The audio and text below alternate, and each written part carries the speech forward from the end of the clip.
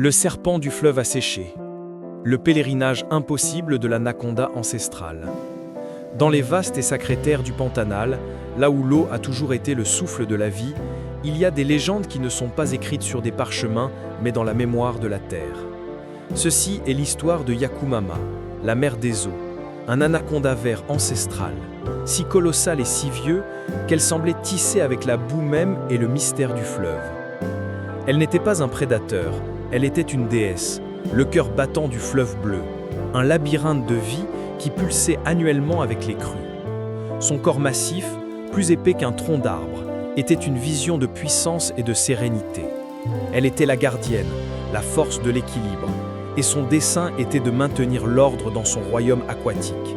Mais personne, pas même la mère des eaux, ne pouvait prévoir la trahison silencieuse de la nature elle-même. Dans les cieux, le soleil devint un antagoniste, une force implacable qui n'attaquait pas avec des dents, mais avec une soif infinie. L'eau commença à se retirer, et le fleuve bleu, le royaume éternel de Yakumama, commença à mourir. Son monde, le sanctuaire de l'innocence, était menacé, et avec lui, la vie de toutes les créatures qui en dépendaient. C'est le voyage impossible d'une reine dépossédée, forcée à un pèlerinage tragique, mue uniquement par la mémoire ancestrale de la survie. Si vous êtes prêt à témoigner de la force et du sacrifice de cette déesse de l'eau, laissez un j'aime dès maintenant. Et dites-moi dans les commentaires, de quel pays ou de quelle ville suivez-vous cette légende de survie?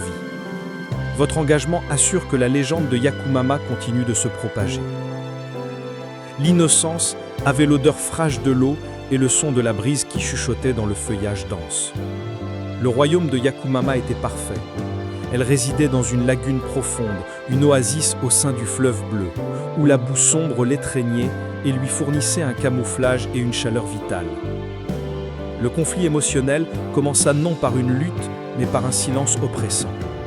Le murmure constant du fleuve, la symphonie des grenouilles et des insectes, tout commença à cesser. Yakumama ressentit le danger non par l'odeur ou la vue, mais par le contact. L'eau, autrefois fraîche et vaste, était tiède et diminuée. La sécheresse arriva comme un voleur, dérobant goutte à goutte le trésor de la forêt. Les poissons mouraient en masse. Les caïmans et les capybaras étaient confus, cherchant refuge dans des flaques de plus en plus petites. Yakumama, avec ses plus de 7 mètres de long, se retrouva rapidement piégé.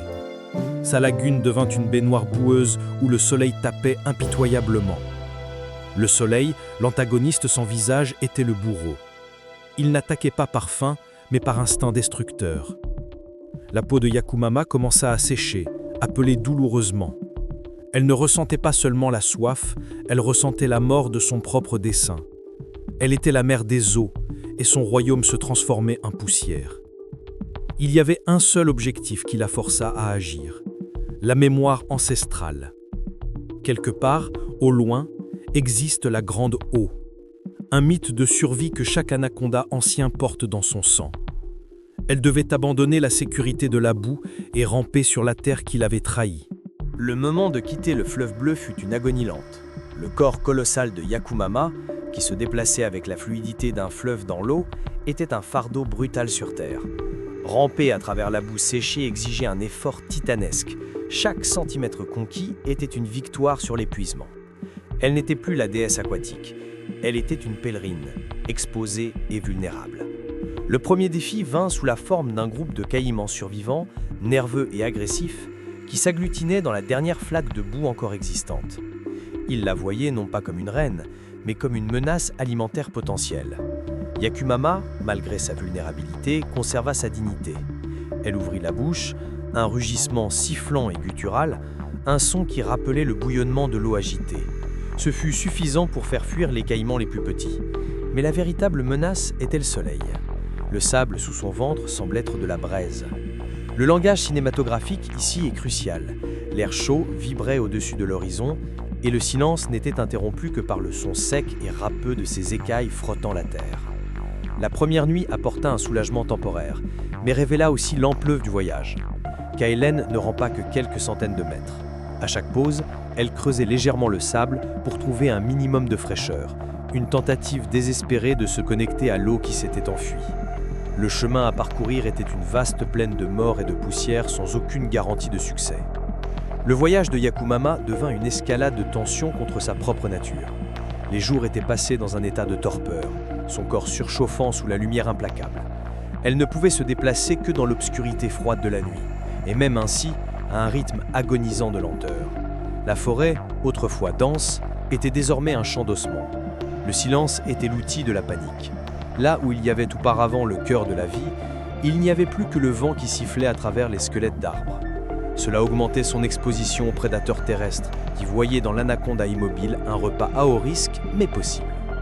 La première menace réelle vint sous la forme d'une meute de chiens sauvages maigres et désespérés. Ils n'auraient pas osé s'approcher de Yakumama sous sa forme aquatique, mais le désespoir annule la peur. Ils l'encerclèrent, aboyant hystériquement, mordillant le bout de sa queue. Yakumama s'enroula, une réaction instinctive pour protéger sa tête, la partie la plus vulnérable. Elle ne pouvait pas gaspiller d'énergie à se battre. La tension construite lentement devait culminer par une démonstration de pouvoir. Quand l'un des chiens s'approcha trop, elle lança une attaque rapide, une morsure d'avertissement qui déchira la patte de l'agresseur. Le sang, un choc visuel dans la poussière grise, fit le reste. Les chiens s'enfuirent, mais Yakumama avait dépensé une énergie vitale. À chaque confrontation, la motivation émotionnelle profonde, le souvenir de l'eau fraîche, le pourquoi de la lutte devait être plus forte que la douleur physique. À chaque jour de marche, Yakumama rétrécissait. Sa peau, autrefois lisse et brillante, était terne et sèche. Ses écailles se soulevaient sur les bords. Elle atteignait l'abîme de la déshydratation. La vision devenait trouble, la force musculaire s'éteignait. Elle s'arrêta pendant des jours dans une ombre minime, sous un buisson sec, entrant dans un état de conservation d'énergie. Elle n'était pas qu'un animal, elle était la personnification de la résistance. Mais la nature cruelle de la sécheresse lui imposa une nouvelle et tragique épreuve. Un autre anaconda, plus petit et plus jeune, épuisé et perdu, rampa jusqu'à l'ombre de Yakumama. Il était au bord de la mort, cherchant instinctivement la sécurité de la reine. Yakumama, un instant, hésita. Sa faim était lancinante et l'instinct prédateur hurlait pour de l'énergie facile. Le conflit interne était brutal. Se sacrifier pour atteindre l'eau ou sacrifier le plus faible pour vivre. Le contact de l'anaconda plus jeune, l'odeur du désespoir, éveilla quelque chose en elle. Yakumama n'attaqua pas.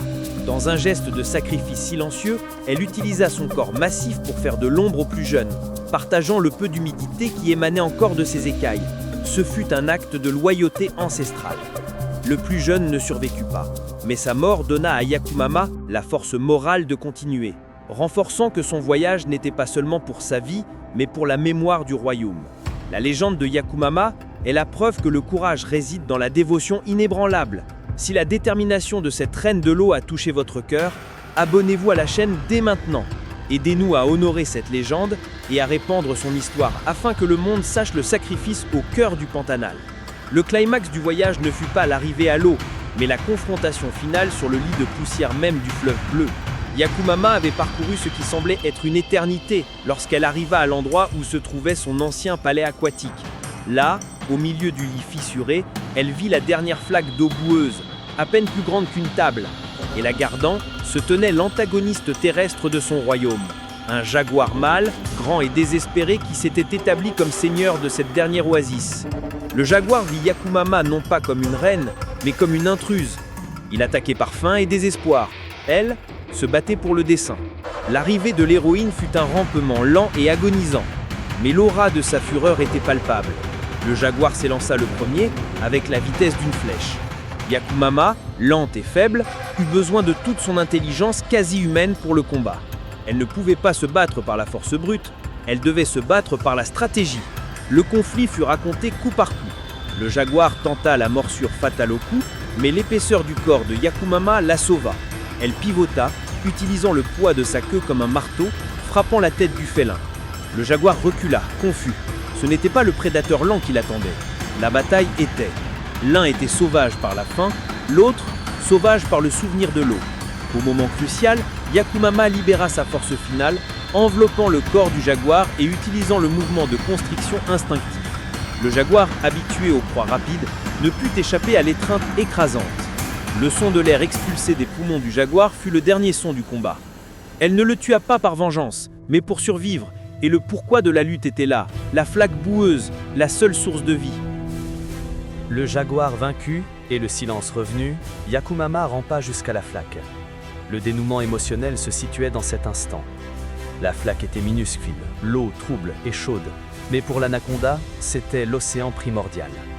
Elle y plongea la tête, buvant lentement, absorbant l'humidité non seulement par sa bouche, mais par sa peau blessée et craquelée. Le soulagement émotionnel fut physique, une vague d'énergie faible qui commença à parcourir son corps massif. Le sacrifice avait valu la peine. Elle ne pleurait pas de larmes, mais son abandon à l'eau était visible et ressenti. Elle resta là pendant des heures, une statue de boue et de vie, laissant l'eau soigner sa peau brûlée par le soleil. La réaction de ceux qui furent sauvés vint en silence. De petites grenouilles et des insectes qui se cachaient sur les bords de la flaque revinrent lentement, reconnaissant dans l'anaconda immobile leur gardien. La mère des eaux était de retour, et tant qu'elle serait là, la vie ne mourrait pas. Le coup, cependant, fut élevé. Le voyage l'avait amaigrie. Elle était plus mince, plus cicatrisée, mais ses yeux, maintenant qu'ils pouvaient se refléter dans l'eau, avaient retrouvé le feu du dessein. Yakumama ne poursuivit plus son chemin. Elle avait trouvé son destin dans ce qu'il restait du fleuve bleu. Sa résolution fut de rester dans la flaque, utilisant son corps comme un bouclier. Elle devint l'encre de la vie, le point de convergence. Le temps passa, et lentement, la saison des pluies commença à arriver. La légende de Yakumama fut racontée par ceux qui la virent. Les habitants de la région qui craignaient déjà l'anaconda géant la vénéraient désormais. Ils racontaient l'histoire du serpent du fleuve asséché, la déesse qui abandonna son royaume et lutta contre la terre et le soleil pour protéger la dernière eau. Son héroïsme était celui du sacrifice silencieux et de la résistance inébranlable. Les pluies vinrent, torrentielles et rédemptrices. La flaque grandit et le fleuve bleu commença à se remplir à nouveau, effaçant lentement les cicatrices de la sécheresse. Yakumama, maintenant rajeunie, mais marquée par le voyage, émergea comme la reine incontestée. La création du mythe était complète. Elle n'était pas seulement un anaconda, elle était le symbole de l'espoir. Les vrais héros ne sont pas ceux qui cherchent la gloire, mais ceux qui se soumettent à la douleur pour protéger la vie. Elle devint la preuve vivante que, même dans la trahison de la nature, la dévotion d'une mère peut être la force la plus puissante de toutes. La légende de Yakumama se solidifia. Elle devint l'héritage de la résistance. Mais il y a un dernier détail crucial qui transforme cette tragédie en un cercle éternel de vie. Des mois plus tard, le Pantanal étant en pleine crue, Yakumama fut vue dans sa lagune d'origine. Elle était plus forte et sa présence restaurait l'équilibre. Mais elle n'était pas seule. Elle avait mis bas. Des centaines de petits anacondas nageaient autour d'elle, un essaim de vie promettant la continuité de son règne. Le voyage impossible n'avait pas été seulement pour sa survie, mais pour la survie de sa lignée, l'ultime acte de loyauté envers son espèce. Et parmi les petits, un était remarquablement grand, plus fort et avec une coloration légèrement plus sombre que la normale. Un signe que la mère des eaux avait transmis non seulement sa force, mais la mémoire de la grande eau. Le pèlerinage tragique avait assuré l'avenir. Yakumama, la déesse des eaux, n'a pas succombé à la sécheresse, mais a utilisé le désastre pour forger un nouveau et plus fort héritage. Si cette histoire a touché votre cœur, si la détermination de cette anaconda vous a fait sentir la force de la vie, partagez-la, pour que la légende continue de vivre, même dans les ombres. Parce que le vrai courage ne rugit pas toujours. Parfois, il se déplace lentement, inlassablement, cherchant l'eau qui la fait reine. Et vous, qui avez entendu cette histoire, portez maintenant la mémoire du serpent du fleuve asséché. Aimez, laissez votre commentaire sur ce que vous avez pensé de cette légende et partagez avec tous vos amis. On se voit dans la prochaine aventure. De l'obscurité naît la vérité.